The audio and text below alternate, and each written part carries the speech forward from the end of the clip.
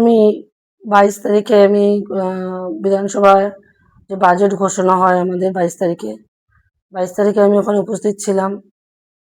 তারপরে আমি 23 তারিখে যেতে পারিনি। 23 তারিখ থেকে আমার পুরো বিধানসভা অফ যাচ্ছে। আমি একটু শারীরিকভাবে অসুস্থ, অ্যাক্সিডেন্টের জন্য আমার পায়ে লেগেছে এবং পায়ের হাঁটুতে ফ্র্যাকচার হয়েছে। ওটার জন্যই আমি একটু মানে এতে আছি, রেস্টে আছি।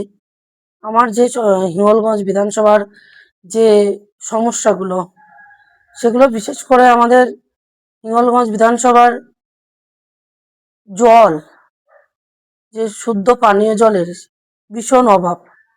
এখানে এই বর্ষার সময় মানুষ, বর্ষা কি গরম কি, মানুষ পুকুরের জল ব্যবহার করেন।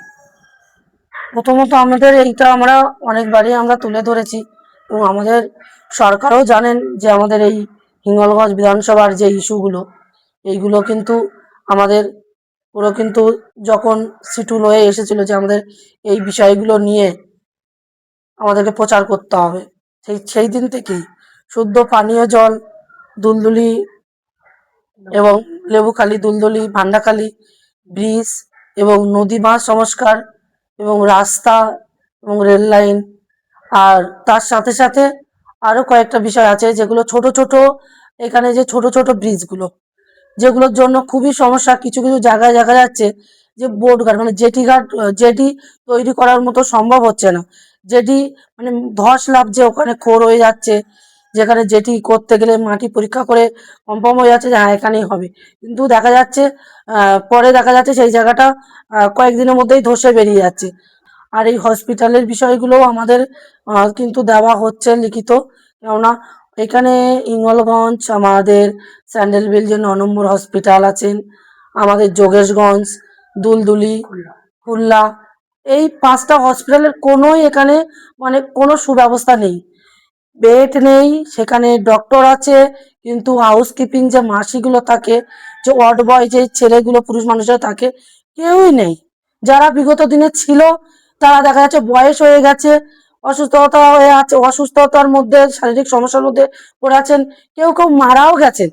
তারপরে কোনো রকম হসপিটালের মানে পেশেন্টের ভালোর জন্য এবং পেশেন্টের পরিবেশ পরিচ্ছন্নর জন্য, পরিস্থিতির জন্য কোনো রকমভাবে আর নতুন করে সেখানে আমাদের ওখানে খুলনা হসপিটাল বলুন, এই স্যান্ডেলবেল, এইসব হসপিটালগুলোই কিন্তু এখনো অবধি সেইভাবে ওয়ার্ড বয়, হাউসকিপিং মাসিদের এখনো নিয়োগ করা হয়নি। এবং হসপিটালগুলোয় আরও সমস্যা, যে হসপিটালগুলোয় এখন ঢুকলে মনে হয় যে যেন এটা গুদামঘর। হসপিটাল নয়, হসপিটালগুলো গুদামঘর। এই কিছুদিন আগে আমার মায়ের হাত ভেঙে গেছিলো, আমি হসপিটালে নিয়ে গেছিলাম, খুলনা হসপিটালে। আর যেহেতু খুলনা অঞ্চলে আমার বাপের বাড়ি, এবং আমি ওখানে নিয়ে গেছি, গিয়ে দেখি হসপিটালে এতটা অবস্থা খারাপ। ডক্টর থেকে সবাই অভিযোগ করছে যে রেখা দিয়ে আপনি একটুখানি দেখুন, এইরকম হসপিটালে যদি এইরকম অবস্থা হয় তাহলে আমরা কি করে ট্রিটমেন্ট করবো, আমরা কি করে হসপিটালে পরিষেবা দেব। কিন্তু আমার কথা যে এই হসপিটালে নাকি আমাদের কিছুদিন আগে মানে বিগত সরকার থাকাকালীন নাকি এখানে নাকি অ্যাম্বুলেন্স নিয়োগ করা হয়েছিল। সেই অ্যাম্বুলেন্সগুলো কোথায় গেল? এখানে নাকি হসপিটালের নাকি উন্নয়নের জন্য বিশাল কাজ হয়েছে, আমি গিয়ে কোনো কাজই দেখতে পেলাম না। আউটডোর থেকে শুরু করে যে ওয়ার্ডে গিয়ে দেখলাম কোনো রকম কোনো সেখানে কোনো সুব্যবস্থা করেনি সরকার, বিগত দিনের সরকার। আমাদের মনে হয় যে এই হসপিটালগুলোয় খুবই দ্রুত কাজ শুরু করা দরকার, না হলে পেশেন্টরা কোনো সুব্যবস্থা পাবে না। ওনারা বাইরে যেতে হবে ওনাদের, আর বাইরে গেলেই ওনাদের সমস্যা, কেন ওনাদের কাছে এতটা অর্থ নেই যে ওনারা বাইরে গিয়ে ট্রিটমেন্ট হতে পারেন। এবং